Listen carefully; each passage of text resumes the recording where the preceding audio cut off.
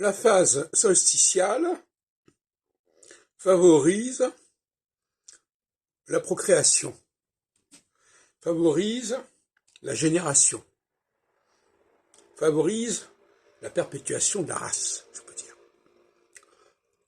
Favorise donc le couple, favorise le mariage. Alors c'est peut-être paradoxal parce que c'est une phase masculine, et d'une certaine manière on peut dire que les hommes font des enfants aux femmes, se servent des femmes pour avoir leur progéniture. C'est là qu'il y a une ambiguïté. Parce qu'on dit sur les femmes qui font des enfants, qui veulent des enfants. Non, c'est beaucoup plus compliqué que ça. Non, ce sont les hommes qui déclenchent le processus, qui veulent des enfants, et les femmes subissent cette situation. Donc, en phase solsticiale, une phase de 7 ans, les hommes vont multiplier, croître, comme on dirait la Bible, et avoir un maximum d'enfants. Donc il va y avoir des couples de mariage qui vont se faire. En phase équinoxiale, en revanche, bien que ce soit une phase féminine par certains côtés, eh bien, l'important, ce sera la communication, ce sera la transmission d'informations, ce ne sera pas spécialement l'utilisation du corps des femmes, parce que justement, une période dominée par les femmes, c'est pas une période où les femmes ont envie d'être dominées sexuellement. Donc elles préfèrent fonctionner sur un autre plan.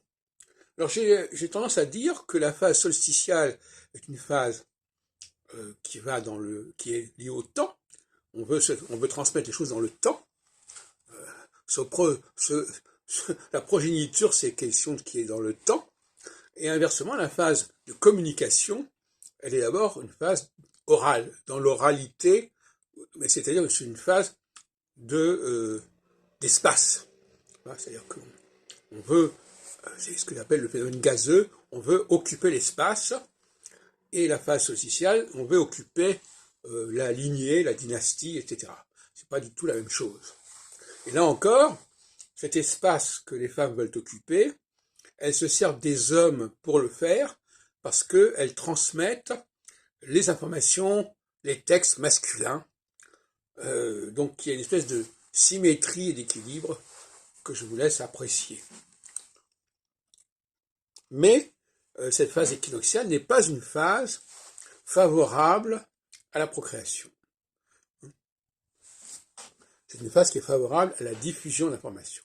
Parce que les femmes, c'est d'abord ça qui les intéresse, alors que les hommes, c'est plutôt le côté physique de transmission du sang qui les intéresse. C'est paradoxal.